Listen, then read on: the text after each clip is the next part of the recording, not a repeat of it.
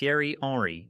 His name is forever linked to one of the most controversial moments in football history, a single handball that forced FIFA to rethink major tournament qualification. In November 2009, during the crucial World Cup playoff second leg against Ireland, Henry illegally handled the ball not once, but twice, to set up the winning goal for France. The referee missed it, France won 2-1 on aggregate, and booked their place in South Africa. The immediate consequence was global outrage, exposing a flaw where crucial decisions could be missed with no recourse. To stave off legal action and silence the protests, FIFA admitted guilt by granting the Football Association of Ireland $5 million in compensation, though they termed it a loan. This scandal became a major catalyst for the eventual introduction of video assistant referee technology. While not a direct Henry rule, Henry's handball dramatically increased pressure on FIFA and IFAB to embrace technological assistance. By 2012, video assistant referee was officially approved. Its purpose was simple: to deliver clear, indisputable video evidence for crucial match incidents. Its lasting impact is seen in every major football league today. Goals are no longer disallowed due to ambiguous crossbar incidents, and offside calls are meticulously checked. The Henry handball pushed football's governing bodies toward a future where technology assists officials, permanently prioritising fairness and accuracy, even if it meant paying a steep price for past human errors. Peter Schmeichel.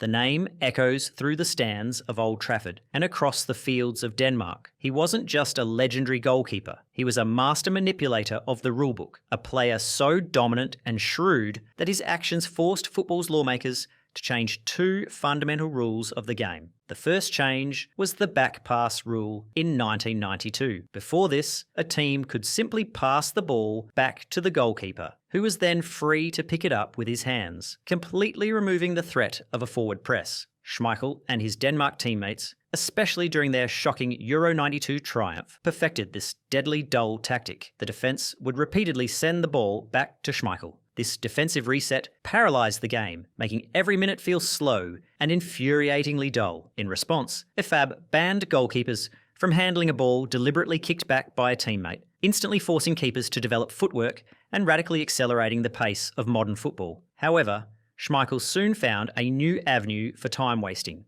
holding the ball. Even when the ball was gathered legally, the rules governing how long a goalkeeper could hold it were vague. Schmeichel would famously cradle the ball for 15 to 20 seconds or more, slowly bouncing it, walking to the edge of the penalty box, and surveying the field to ensure the maximum amount of time was wasted before releasing it. This blatant stalling ultimately led to the introduction of the modern 6-second rule, which strictly limits a goalkeeper's possession time, forcing them to release the ball quickly and maintain the flow of the match. Duncan Ferguson.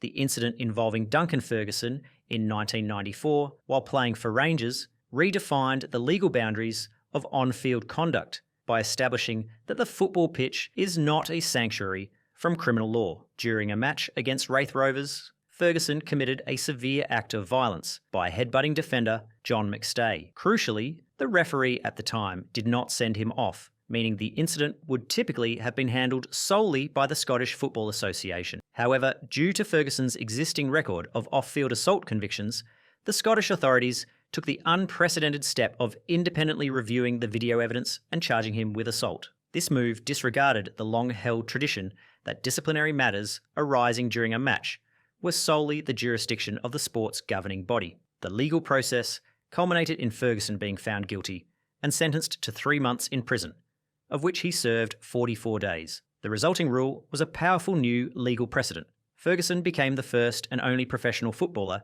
in Britain to be jailed for an offence committed on the field. This landmark ruling delivered a clear message globally that egregious on-field violence, such as deliberate headbutting, constitutes a criminal act and is subject to the same legal consequences as off-field conduct, thereby establishing a critical line between sporting foul play and outright criminal assault. Frank Lampard. Frank Lampard's infamous ghost goal against Germany in the 2010 FIFA World Cup round of 16 stands as the single most important incident in compelling FIFA to adopt modern technology. With England trailing 2-1, Lampard's powerful shot struck the crossbar and bounced clearly over the goal line before spinning back out into play. The ball landed a full yard inside the goal, yet the on-field referee and the assistant referee completely failed to see the ball cross the line, and the goal was controversially disallowed. The shocking injustice was instantly broadcast worldwide via slow-motion replays, creating a global outcry that fundamentally exposed the fallibility of human officials in making crucial, split-second, line-related decisions. The public embarrassment and the clear, game-changing competitive disadvantage suffered by England finally forced FIFA to abandon its long-standing, traditionalist resistance to technological aids. Following extensive and rigorous testing of various tracking systems, FIFA officially approved and introduced goal line technology, a system utilising high-speed cameras and magnetic field sensors like Hawkeye or GoalRef to provide instant verification of whether the ball has fully crossed the line. This groundbreaking rule change was first fully implemented at the 2014 FIFA World Cup and subsequently mandated across all top-tier competitions, completely eliminating future ghost goals and ensuring definitive accuracy for the game's most critical scoring decisions. Rivaldo. Rivaldo's notorious dive during the 2002 World Cup brought the act of simulation, or play acting, into sharp international focus, initiating the process towards stricter retrospective punishment. In Brazil's match against Turkey, Rivaldo was waiting to take a corner when an opponent, Hakan Ünsal, kicked the ball toward him. In response, Rivaldo theatrically clutched his face and collapsed to the ground in exaggerated agony, successfully deceiving the referee into issuing Ünsal a second yellow card and an expulsion. The deliberate nature of the deception was clear on immediate replays, generating massive controversy and public demand for action against such unsporting conduct.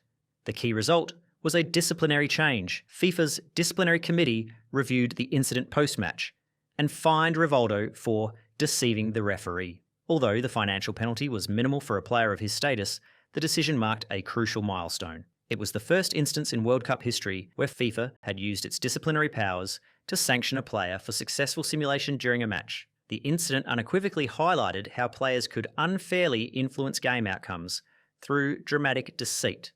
Rivaldo's dive became the key anecdote cited in subsequent debates, serving as the catalyst for the eventual introduction of specific rules, allowing football associations to impose retrospective bans on players who successfully win penalties or red cards via simulation. Lee Richmond ruse. Before 1912, the laws of the game allowed goalkeepers a spectacular degree of freedom. They were permitted to handle the ball anywhere in their own half of the pitch. No player exploited this latitude with more audacity than the Welsh amateur legend, Lee Richmond Roos. Rose was an exceptional showman and a true pioneer of the sweeper-keeper role. While his contemporaries often stayed pinned to their goal line, Rose would routinely rush out of his goal mouth, collect the ball, and then use his to carry it far upfield. He would stroll with the ball in his hands, bouncing it like a basketball, sometimes advancing nearly to the halfway line. From that deep position, he possessed a massive kick and a powerful, accurate throw that could launch a counterattack directly onto the heads of his forwards near the opposition's goal. Rose was effectively playing as an extra outfield player. Opposing teams and administrators found this tactic tedious and unsporting as it constantly broke the flow of play and made attacking against his side immensely frustrating. He made the game feel unbalanced and broken. Rose's brazen theatrics and tactical success became the definitive, final reason to standardise the position. In 1912, the laws were finally amended to restrict the goalkeeper's handling area to the penalty box only, permanently defining the limitations of the modern keeper and slamming the door shut on the era of the field-running ball carrier. Diego Forlán, the global football law mandating a yellow card for any player who removes their shirt after scoring a goal, has a famously ridiculous origin: the chaos caused by Manchester United's Diego Forlán. On November 2nd, 2002, Forlán finally scored a spectacular late winner against Southampton at Old Trafford. Overcome with relief, the Uruguayan striker ripped off his jersey in a moment of pure euphoria. The trouble began when he tried to put the complicated, two-layered shirt back on. As the striker fumbled with the garment, the referee signalled for the match to restart. In a moment of pure comedic panic, Forlán ran back into the thick of play, still completely bare-chested, with his shirt crumpled in his hand. He was captured on film, chasing an opponent, and making a tackle near the touchline, an astonishing breach of player uniformity and decorum. Following this widely publicised incident, football's lawmakers decided a simple, non-negotiable solution was needed. Shortly thereafter, the rule was instituted. Removing a shirt during a goal celebration would immediately result in a booking for unsporting behaviour. This firm measure was meant to eliminate time wasting and prevent controversial messages displayed on undershirts, but its true inspiration remains the unforgettable image of a frantic, shirtless Forlán chasing the ball across Old Trafford. Jimmy Thorpe. The tragic death of Sunderland goalkeeper Jimmy Thorpe in 1936 led directly to the introduction of a fundamental rule to protect the goalkeeper. In a match against Chelsea, Thorpe gathered the ball safely into his hands. At the time, the rules permitted opposing players to use aggressive physical contact to challenge the keeper for the ball, even after possession had been secured. In a brutal attempt to dislodge the ball, an opposing forward delivered a violent kick to Thorpe's head and chest. Although Thorpe bravely finished the game, he had sustained severe internal injuries and tragically passed away 4 days later due to the trauma. His death shocked the football world and created overwhelming pressure for the authorities to prioritise player safety over the permissiveness of physical challenge. The IFAB responded quickly and decisively by introducing the rule that specifically prohibits any player from kicking or attempting to kick the ball when the goalkeeper has possession of it in their hands. This rule established the goalkeeper as a protected player when in control of the ball, ending the reckless practice of forward players launching challenges designed to injure or dislodge possession. The rule has since been slightly refined, but remains a cornerstone of player safety in the laws of the game, directly ensuring that no other player would suffer the fate of Jimmy Thorpe. This tragic event single-handedly forced the protection of the goalkeeper within the 6-yard box, a safety measure that is today taken for granted. Jimmy Hill, a former professional player and, more significantly, the chairman of the Professional Footballers Association in the early 1960s, was the driving force behind the most significant financial rule change in English football history, the abolishment of the maximum wage cap. Since 1901, professional football players in England were subject to a restrictive rule that capped their salary at a meagre £20 per week, regardless of their talent, popularity, or the massive revenues generated by the clubs they played for. Hill viewed this cap as an archaic and fundamentally unfair restraint of trade. In 1961, Hill led a monumental and highly contentious campaign to challenge this rule, arguing that players were not receiving fair compensation for their labour. The campaign reached a decisive peak when Hill successfully rallied the PFA membership, securing their unanimous backing for a threat of strike action. Facing the immediate prospect of all professional matches being cancelled, the Football League was forced to capitulate. The cap was abolished in January 1961, marking the watershed moment that ended decades of financial exploitation. This rule change was the spark that ignited the modern, highly lucrative era of professional football, immediately increasing the financial leverage and earning potential of every player, ultimately paving the way for the multi-million-pound contracts seen today. Hill's victory established the principle that professional footballers are free market labourers entitled to negotiate their true economic value. Lionel Messi. Lionel Messi's exceptional ball control and dribbling ability made him one of the most consistently targeted players in modern football, as defenders frequently resorted to cynical fouling. Unable to fairly dispossess him, opponents would employ a tactic of persistent and tactical fouling, a series of minor infringements like ankle taps, jersey pulls, or trips that individually were too minor for a booking, but collectively served to continually halt his momentum and disrupt his team's attacking rhythm. This systematic fouling strategy was viewed as a major obstacle to the free-flowing, creative aspects of the game, and a failure of refereeing to protect the most skilled players. The ultimate rule change was not an alteration to the written laws, but a significant shift in global referee training and instructional emphasis. FIFA and referee organisations intensified the training given to officials, specifically instructing them to lower their caution threshold for patterns of persistent offences. This operational change meant that multiple minor fouls, especially those with a clear cynical or tactical intent to stop a key player, would now be quickly compounded and penalised with a yellow card. This enhanced focus on identifying and swiftly punishing tactical foul patterns was explicitly designed to safeguard creative players like Messi, ensuring that their brilliance was not repeatedly stifled by systematic, non-footballing challenges. Roberto Carlos.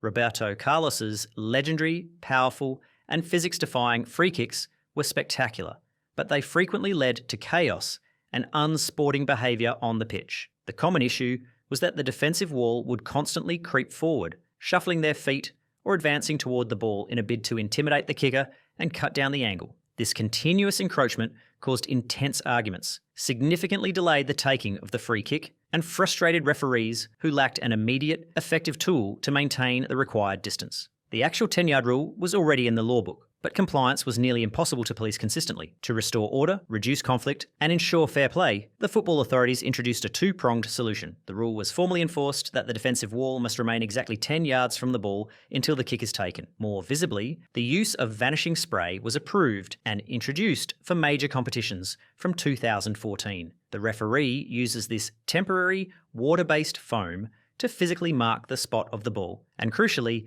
the exact 10-yard line for the wall. This tool provides an immediate, visual, and enforceable boundary. This simple yet highly effective innovation instantly eliminated the wall creep problem, making the infringement visible to all and ensuring that set pieces became a fair contest of skill against positioning, not a conflict with the referee.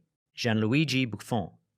Gianluigi Buffon, celebrated for his shot-stopping, was equally notorious for his mastery of tactical time-wasting, particularly when his team held a lead. While football already had the 6-second rule to prevent holding, that law was applied too leniently. Buffon exploited a different ambiguity, the moment of release. He perfected calculated routines, most notably his repeated distribution fakes. He would frequently engage in repeated distribution fakes, where he would mime the motion of throwing or kicking the ball out only to pull back and feint again. This tactic served multiple purposes. It wasted precious seconds, it disrupted the opponent's counter-attacking rhythm, and it allowed his defence to regroup and reset their formation. Buffon's systematic use of this deceptive practice was criticised as unsporting and a clear manipulation of the game's flow, illustrating a flaw in the clarity of the law regarding when the ball was truly released. In 2011, the IFAB responded by providing a crucial clarification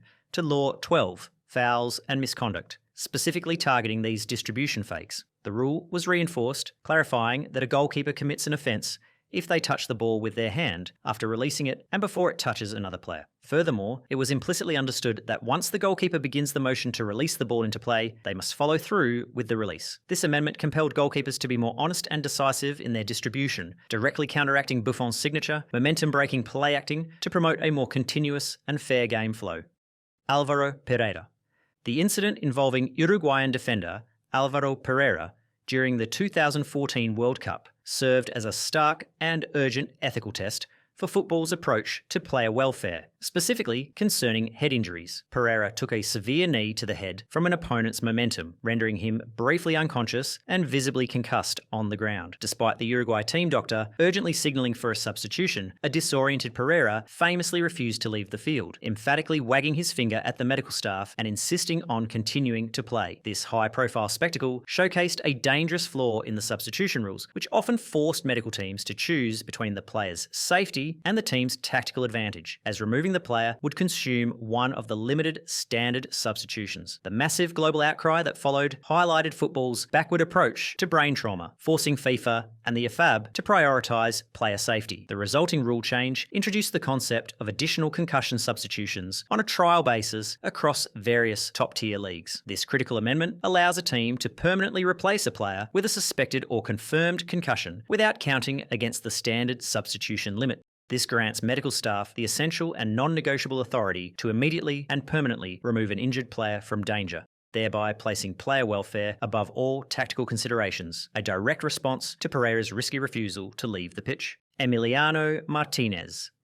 Emiliano Martinez, famously known as Dibu, redefined the boundaries of penalty shootout gamesmanship, particularly during the 2022 World Cup final, leading to the rapid introduction of the Martinez rule. Martinez employed a calculated series of psychological tactics designed to disrupt and distract penalty takers. He would repeatedly delay the restart of the kick, engage in exaggerated dances, throw the ball away from the taker, and deliberately touch the goalposts or net in a theatrical, disruptive manner. While his individual actions were often on the fringe of the law, the cumulative effect was deemed by the IFAB as a deliberate attempt to gain an unfair advantage and undermine the sporting integrity of the penalty kick. His high-profile success with these methods threatened to normalise unsporting behaviour, demanding an immediate response to preserve fairness. The IFAB acted swiftly, introducing a rule clarification effective from the 2023-24 season, aimed at banning goalkeepers from engaging in unfair distraction. The new guidance specifically prohibits keepers from using actions that unfairly delay the taking of the kick or show disrespect for the opponent, explicitly forbidding them from unnecessarily touching the goalposts. The rule clarifies the keeper must remain on the line and respect the taker, ensuring the penalty duel remains a fair test of skill rather than a psychological ambush. Arjen Robben. Arjen Robben became the global poster child for successful simulation, culminating in his highly controversial dive to win a decisive penalty against Mexico in the 2014 World Cup. The incident, which secured a late victory for the Netherlands, ignited a massive international debate. Although Robben later admitted to diving in an earlier incident during the same match, the problem was that he had successfully deceived the referee on the critical final penalty, and there was no mechanism to correct the error after the match. The need for a genuine post-match deterrent against players who gained a clear advantage through deceit was overwhelming. The IFAB and National Football Associations responded by establishing the framework for retrospective punishment for simulation. In 2017, the English FA pioneered the retrospective action for successful deception of a match official rule. This rule permits a panel to review video evidence of incidents where a player successfully deceived a match official to win a penalty or secure an opponent's red card. If the panel unanimously agrees the offence occurred, the player is charged and automatically handed a 2-match ban. This mechanism directly resulted from the controversies involving players like Robben. It is a powerful deterrent, asserting that even successfully executed dives that fool the referee in the moment will face official sanctions post-game. Bruno Fernandes. Manchester United captain Bruno Fernandes became the contemporary symbol of aggressive player intimidation and disrespect toward match officials. His highly passionate and often excessive conduct, characterised by arm-waving, surrounding the referee and leading multiple players to protest decisions, epitomised the growing toxic trend of collective pressure placed on referees. This behaviour was widely seen as undermining the official's authority and creating an unsporting and chaotic match environment. To curb this collective aggression and restore respect on the pitch, the IFAB sought a decisive rule change. This led to the development and trialling of the captain-only rule for approaching officials, which has since been adopted by UEFA for major competitions like the Euros. The resulting rule mandates that only the designated team captain is permitted to approach the referee to discuss a decision in a controlled and respectful manner. The crucial enforcement mechanism is that any other player who aggressively confronts, gestures toward, or attempts to pressure the official will automatically receive a yellow card caution. This is a direct intervention designed to de-escalate confrontations, eliminate the unseemly spectacle of mass player protests, and ensure that only one designated leader engages in dialogue, thereby promoting greater discipline and respect toward the match officials. William Macron.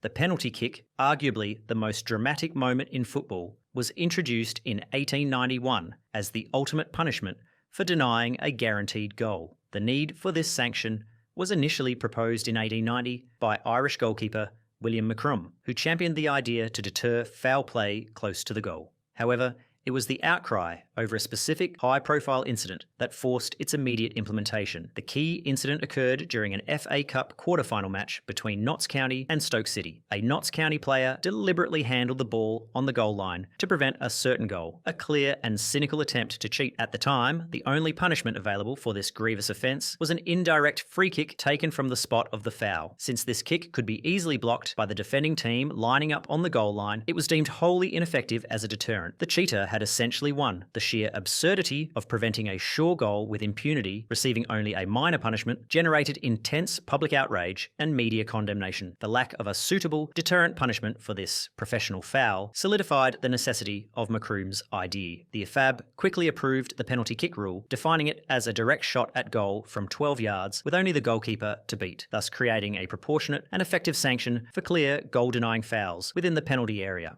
Zinedine Zidane. Zinedine Zidane's career-ending headbutt on Marco Materazzi in the 2006 World Cup final served as a watershed moment that formalised the use of video assistance in elite football. The core incident, the violent foul committed away from the run of play, was completely missed by the central referee and the assistant referees. The match official only received the crucial information, leading to Zidane's red card, via communication from the fourth official stationed on the sideline. This use of video, while correcting a serious injustice, sparked significant controversy over whether a referee should rely on external, unofficial video sources.